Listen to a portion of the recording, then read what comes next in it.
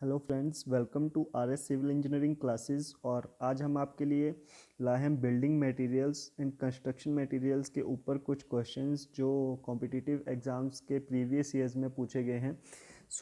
ये हमारी class third है, तो चलिए शुरू करते हैं। पहला क्वेश्चन है, gypsum is a option A mechanically formed sedimentary rock, igneous rock, chemically precipitated sedimentary rock और मेटामॉर्फिक रॉक। तो आपको बताना है कि जिप्सम इनमें से कौन से टाइप की रॉक है। तो जिप्सम हमारी केमिकली प्रेसिपिटेटेड एक सेडिमेंट्री रॉक है। एक सेडिमेंट्री रॉक है अगर, और उसको अगर हम केमिकली प्रेसिपिटेट कर दें तो हमें क्या मिलता है, gypsum. So option C is correct. Next question, which of the following sedimentary rock changes into quartzite by metamorphic action. इनमें से कौन सी सेडिमेंट्री रॉक है जो क्वार्टाइज में चेंज हो जाती है आफ्टर द मेटामॉर्फिक रिएक्शन। अब मेटामॉर्फिक रिएक्शन क्या होता है कि जब किसी रॉक के ऊपर अगर हीट और प्रेशर की वजह से उसकी प्रॉपर्टीज़ चेंज होती हैं तो उसको हम बोलते हैं मेटामॉर्फिक एक्शन। तो आपके ऑप्शन है सैंडस्टोन, लाइमस्टोन, शेल और जिप्सम। तो आपका करेक्ट ऑप्शन है ऑप्शन ए सैंडस्टोन। सैंडस्टोन के ऊपर अगर हम मेटामॉर्फिक एक्शन लगता है या फिर हम लगाएंगे तो वो क्वार्टाइज में चेंज हो जाएगा। Next question, the important test to be conducted on a stone used in docks and harbour is. यहाँ पे होगा इम्पॉर्टेंट टेस्ट, जो हम डॉक्स एंड हार्बर में जो स्टोन यूज़ होता है उसके ऊपर करते हैं। तो कौन कौन से टेस्ट होते हैं, hardness test, workability test, wet test और toughness test. Docks and harbour जो हैं आपके एयरपोर्ट से सॉरी पोर्ट से रिलेटेड हैं, जो आपके बंदरगाह होते हैं उन पर डॉक्स एंड हार्बर का यूज़ किया जाता है। तो इसमें करेक्ट ऑप्शन आपका ऑप्शन सी हो जाएगा। वे टेस्ट हम उस स्टोन पे करते हैं जिसको डॉक्स एंड हार्बर में यूज़ किया जाता है। Next question, which of the following timbers is suitable for making sports goods. जो आपके स्पोर्ट्स गुड्स हैं उसके लिए कौन से वुड का यूज़ किया जाता है। बहुत ही इंपॉर्टेंट क्वेश्चन है, मैक्सिमम ये जेई या एई के लिए पूछा जाता है। तो आपके ऑप्शन है मलबेरी, महोगनी, साल और दियोदार। तो आपका option A is correct, mulberry, जिसका हम स्पोर्ट्स गुड के लिए यूज़ करते हैं। तो आपको ये ऑप्शन याद रखनी है। Next question, the age of tree can be known by examining cambium layer, annular rings, medullary rays, hardwood. अगर आपको किसी ट्री की एज पता करनी है तो आप कैसे पता कर सकते हैं। तो जो आपकी एनुलर रिंग्स होती हैं वो एक साल में एक रिंग बनती है, तो उससे आप पता कर सकते हैं कि इस ट्री की एज कितनी होगी। So option B is correct. Next question, the main constituent which impart hydraulicity to hydraulic lime is. इनमें से कौन सा एक कॉन्स्टिट्यूएंट है जो हाइड्रोलिसिटी इम्पार्ट करता है हाइड्रोलिक लाइम के अंदर। So option A calcium oxide, silica, clay और वाटर। तो कौन सा ऑप्शन करेक्ट हो जाएगा, option C, clay is right answer. Next question, quick lime is calcium carbonate, calcium oxide, calcium hydroxide और नन ऑफ द अबव।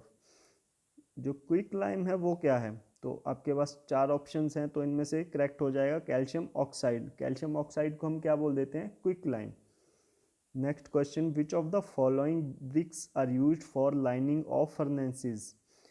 जो furnaces होती हैं उनकी लाइनिंग में कौन से टाइप की ब्रिक्स यूज़ होती हैं, ओवरबर्न्ट ब्रिक्स, अंडरबर्न्ट ब्रिक्स, रिफ्रैक्टरी ब्रिक्स और फर्स्ट क्लास ब्रिक्स। तो ये भी काफ़ी इंपॉर्टेंट क्वेश्चन है, काफ़ी बार कॉम्पिटिटिव एग्जाम्स में ये पूछा जाता है। तो इसका option C is correct, refractory bricks are used for lining of furnaces. So option C is correct. Next question, hydraulic lime is obtained by burning of limestone, burning of कंकर, adding water to quick lime और calcination of pure clay। तो hydraulic lime कैसे obtain किया जा सकता है, तो option B is correct, burning of kankar से हमें हाइड्रोलिक लाइम मिलता है। तो option B is correct option. Next question, a first class brick when immersed in cold water for 24 hours should not absorb water more than। जो आपकी एक first class brick होती है, अगर उसको हम पानी के अंदर 24 घंटे के लिए रखते हैं तो अपने वेट का कितना परसेंट वो एब्जॉर्व करनी चाहिए, ताकि हम उसको बोल सकें कि ये एक फर्स्ट क्लास ब्रिक है। तो आपके ऑप्शंस हैं ए 15%, 20%, 22% और 25%। तो इसका option B is correct. 20% of its weight से कम ये ऑब्जॉर्व करनी चाहिए, वाटर एब्जॉर्ब करना चाहिए। तो option B is correct. Next question, the practical limit of moisture content achieved in air drying of timber is. जो प्रैक्टिकल लिमिट है हम अचीव कर सकते हैं एयर ड्राइंग में किसी टिम्बर की, जैसे आप घर बनाते हैं या कहीं पर टिम्बर का यूज़ कर रहे हैं तो उसको सीजनिंग करते हैं, उसकी मतलब मॉइस्चर कंटेंट को कम करते हैं। पहले उसमें ज़्यादा मॉइस्चर कंटेंट होता है, फिर एयर ड्राइंग से हम उसमें मॉइस्चर कंटेंट को कम करने की कोशिश करते हैं। तो प्रैक्टिकल लिमिट कितनी अचीव कर सकते हैं हम? 5%, 15%, 25% और 35%। तो ऑप्शन बी इज़ करेक्ट, 15%। मतलब अगर उसमें 15% मॉइस्चर रहता है तो हम बोल सकते हैं कि इसको हम यूज़ कर सकते हैं, या फिर इतनी जो ये 15% की लिमिट है ये एयर ड्राइंग में अचीव होती है। Next question, which of the following ingredients of the brick earth enables the brick to retain in shape. कौन सा ऐसा इंग्रेडिएंट है जो हम ब्रिक बनाने में यूज़ करते हैं जो उसको शेप देता है, मतलब उसको शेप रिटेन करने में हेल्प करता है। तो आपके ऑप्शंस हैं एलुमिना, सिलिका, आयरन, मैग्नीशिया। तो इनमें से जो कौन सा कॉन्स्टिट्यूएंट है जो ब्रिक को हेल्प करता है टू रिटेन इट्स शेप? वैसे चारों ही जो ब्रिक में यूज़ होते हैं ब्रिक्स बनाने में, लेकिन जो शेप हमें प्रोवाइड करता है वो है silica. So option B is correct. Next question, the nominal size of modular brick is. बहुत ही सिंपल क्वेश्चन है और ये तो सबको पता होता है कि नॉमिनल साइज़ कितना है, स्टैंडर्ड साइज़ कितना है। सो nominal size is 200 mm into 100 mm into 100 mm। और ये जो बी ऑप्शन है 190 सॉरी 190 इंटू 90 इंटू 9 जो 90 जो होता है वो होता है हमारा standard size of brick. Question number 14, the frog of the brick in a brick masonry is generally kept on. जो आपका फ्रॉग होता है ब्रिक में उसको कौन सी साइड में रखा जाता है? तो फ्रॉग आपने देखा होगा, जब आप ईंट देखते हैं तो उस पर एक मार्क बना होता है जिसके ऊपर उसका ब्रांड का नाम भी लिखा जाता है। तो वो हमेशा आपको पता है कि टॉप फेस पे होता है। Option B is correct. और उसका काम क्या होता है? उसमें हम मोटार यूज़ करते हैं और उसको एक ब्रिक को दूसरी ब्रिक के साथ बाइंड करने में हेल्प मिलती है, ताकि जब हम उसको एक वॉल में यूज़ करते हैं तो वो हमें एक अच्छा बॉन्ड प्रोवाइड करता है। सो ये टॉप फेस पे होता है। Option B is correct. Next question, pug mill is used for. पग मिल का यूज़ क्यों किया जाता है? Preparation of clay, moulding of clay, drying of BRICS और बर्निंग ऑफ ब्रिक्स। सो इसका यूज़ किया जाता है प्रिपरेशन ऑफ क्ले के लिए। जब हम क्ले की प्रिपरेशन करते हैं तो किस में करते हैं? पग मिल के अंदर। Question number 16, the most commonly used retarder in cement is. जो सीमेंट है उसमें जो मोस्ट कॉमनली यूज्ड रिटार्डर है वो कौन सा यूज़ करते हैं हम? Gypsum, calcium chloride, calcium carbonate और नन ऑफ द अबव। तो जो मोस्ट कॉमन रिटार्डर है वो है जिप्सम। रिटार्डर क्या करता है? रिटार्डर का काम होता है कि जैसे आपकी रेट ऑफ हाइड्रेशन है, जो रिएक्शन है उसको स्लो डाउन कर देता है, उसके रेट को कम कर देता है। तो सीमेंट के अंदर जो रिटार्डर होता है वो कौन सा होता है? Gypsum. Next question, the after storage the strength of cement decreases, increases, remain same और मे इंक्रीज और decrease. After storage the strength of cement, अगर आप सीमेंट को स्टोर करके रख रहे हो तो आपको जो उसकी स्ट्रेंथ उस टाइम के बाद मिलेगी, स्टोरेज के बाद उसमें डिक्रीज़ हो जाएगा, इंक्रीज, रिमेन सेम और इंक्रीज और मे डिक्रीज। तो आपको याद रखना है कि अगर आप सीमेंट को स्टोर कर रहे हो तो उसको ऐसे एनवायरनमेंट में रखना है जहाँ पर मॉइस्चर ना आए, क्योंकि अगर मॉइस्चर और ऑक्सीजन के कांटेक्ट में सीमेंट आता है तो क्या होगा, ऑक्सीडेशन हो जाती है सीमेंट की, उसकी वजह से उसकी स्ट्रेंथ डिक्रीज हो जाती है। Next question, the main ingredient of Portland cement is. बहुत ही ईजी क्वेश्चन है कि ओपीसी के मेन इंग्रेडिएंट्स कौन से हैं, तो सिंपल सा आंसर लाइम एंड सिलिका।